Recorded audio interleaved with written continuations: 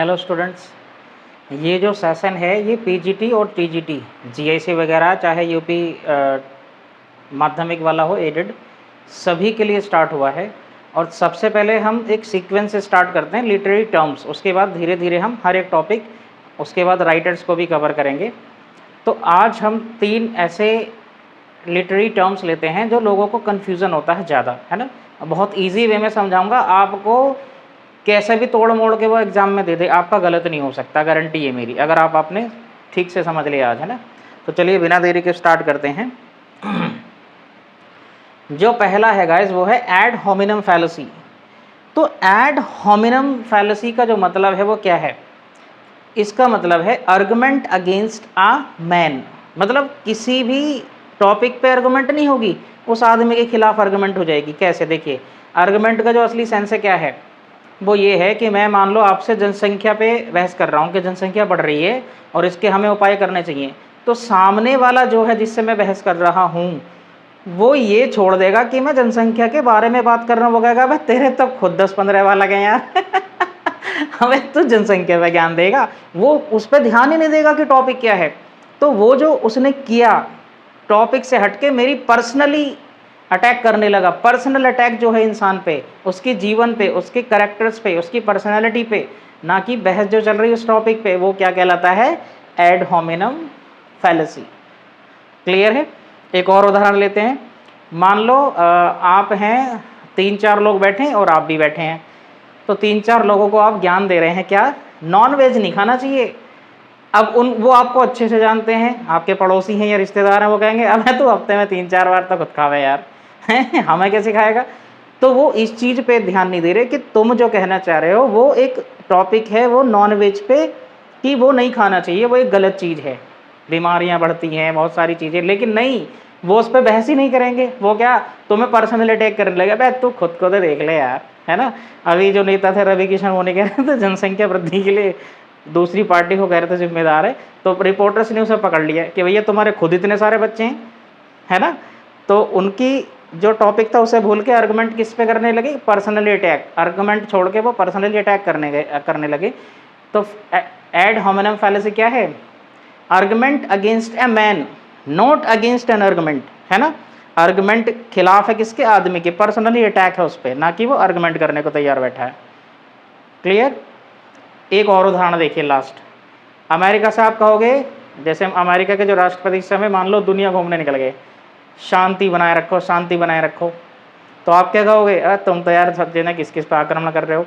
तो वो कह रहे हैं शांति बनाए रखो, एक जरूरी चीज़ है, उसमें सबका फायदा, लेकिन आप क्या कहो पहले खुद को तो देख ले। तो वो क्या है?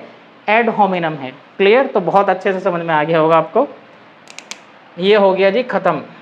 दूसरा है अनाक्रोनिज्म, है ना। अनाक्रोनिज्म को समझ लेते हैं रूट वर्ड से। ये है अनाक्रोनिज्म, है ना। तो देखिएगा इस अनाक्रोनिज्म में इसका जो मीनिंग है अनाक्रोनिज्म का पूरा, error in chronology. Chronology, chronology मतलब टाइम, जो टाइम का सीक्वेंस है उसमें एरर है। कैसे? एन का मतलब होता है गाइस बैक, और क्रोनस जहां पड़ गया उसका मतलब होता है टाइम। सही है? तो बैक इन टाइम यानी एरर इन क्रोनोलॉजी क्या कहलाता है? एनाक्रोनस। सही? ये कुछ भी नहीं है, किसी प्ले में या किसी नाटक में, मतलब उसमें जो कैरेक्टर्स है ना उनको गलत समय में रिप्रेजेंट कर दिया जाता है।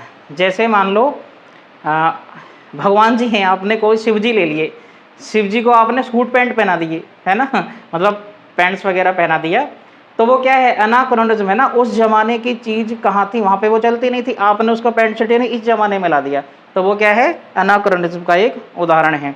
दूसरा उदाहरण क्या देख सकते हैं?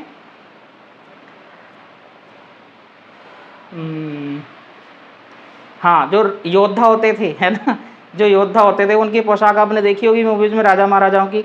लेकिन उसको योद्धा को जिस उस समय घड़ी बनी नहीं थी, आपने उसे घड़ी पहना रखी है ना। मतलब आपने कि आपका जो लेख है, आपका जो नाटक है, आपकी जो नॉवल है, उसमें आपने क्या किया? करेक्टर को दिखाया तो योद्धा, लेकिन पहना दी घड़ी। तो घड़ी उस जमाने में बनी भी नहीं थी, तो उसमें क्रोनोलॉजी में क्या कर दिया आपने? एरर कर दिया। तो वो क्या कहलाता है? एनाक्रोनिज्म। सही है? एरर इन क्रोनोलॉजी, यानी उस समय की चीज़ नहीं है जो आपने वहाँ बैठा दी। सही। जैसे एक और उदाहरण लेते हैं, जीसस क्राइस्ट है ना, उनको आपने टाई बेल्ट और कोट पैंट पहना रखे हैं, है ना। और अच्छा मूवीज़ भी आती हैं, है ना, लेटेस्ट जो मूवी है कुछ हैं उसे पहना भी रखा, तो वो क्या है, एरर इन क्रोनोलॉजी है, उस समय की चीज़ में वो नहीं था जो आपने वहाँ दिखा दिया। क्लियर। वो चीज़ क्या कहलाती है, अनाक्रोनिज्म। सही है। अगला है एनाग्राम। देखिए ये बड़ा बढ़िया है, ये दिखने में बड़ा अजीब लग रहा होगा लेकिन बहुत ही ईजी है, सबसे ज़्यादा ईजी है, इन दोनों से भी ईजी है, तो खुद ही ईजी थे, इससे भी ज़्यादा ईजी है। देखिए अना है ना, ANA प्लस ग्राम, यहाँ मीनिंग क्या है, देखिए अना का मतलब अभी मैंने बताया बैक, लेकिन एक और मतलब है इसका अन्यू। अन्यू मतलब नया कर देना, है ना, और ग्राम का मतलब है लेटर्स। सही। यहां से देखो लेटर्स को फिर से नया कर देना, इसका मतलब क्या है, कोई शब्द है या फिर कोई फ्रेज है, जो शब्द या फ्रेज दे रखा उसी के लेटर्स को तोड़ मरोड़ दो, यानी इधर उधर उन्हें शिफ्ट कर दो और एक नया शब्द बना दो, वो क्या कहलाता है, एनाग्राम। क्लियर। जैसे देखो आपने लिया फ्लो, सही है, फ्लो आपने लिया, फ्लो, फ्लो का क्या बना दिया, वॉल्व। देखिए एक शब्द था FLOW, फ्लो, फ्लो से ही आपने इसकी लेटर जो है इधर उधर यानी अन्यू नए कर दिए लेटर्स, और क्या बना दिया, एक नया शब्द। तो ये कुछ भी नहीं है, यही है ना। स्पेलिंग से रीजनिंग में नहीं आता कि शब्दों को ठीक करके एक स्पेलिंग बनाओ, तो वो एक तरह से एनाग्राम के उदाहरण होते हैं। तो किसी शब्द जो कि खुद भी सही है उसको तोड़ मरोड़ के आपने एक और शब्द बना दिया, तो वो क्या कहलाएगा, एनाग्राम। सही है। इसके उदाहरण देख लेते हैं तब आपको समझ में आ जाएगा।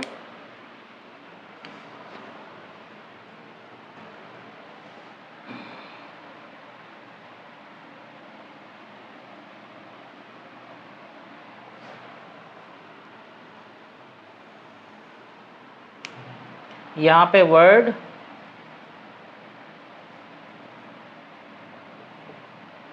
या फ्रेज, यहाँ उसका एनाग्राम क्या आया है, मतलब नया शब्द बन के क्या आया है ना, वो देख लेते हैं। जैसे bear,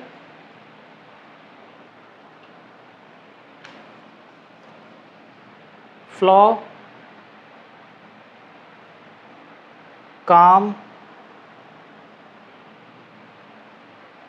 pause, William Shakespeare,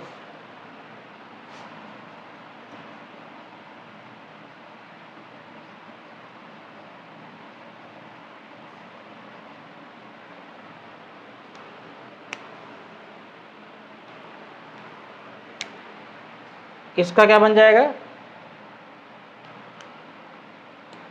beer. बन गया ना, देखिए स्पेलिंग सेम है, बस लेटर में हेर फेर करके बना दे। इसका मैंने बता ही दिया था, वुल्फ, काम का क्लैम, और पॉज का वास्प। सही है। और विलियम शेक्सपियर ये फ्रेज है तो एक फ्रेज के रूप में बनेगा, आई एम अ वीकिश स्पेलर। देखिए किसके रूप में बना है, ये फ्रेज के रूप में। तो यही एनाग्राम है, कुछ भी नहीं है, स्पेलिंग या फ्रेज जो दे रखी है उसमें से निकाल के आपने एक दूसरा बना दिया, और कुछ भी नहीं है वो।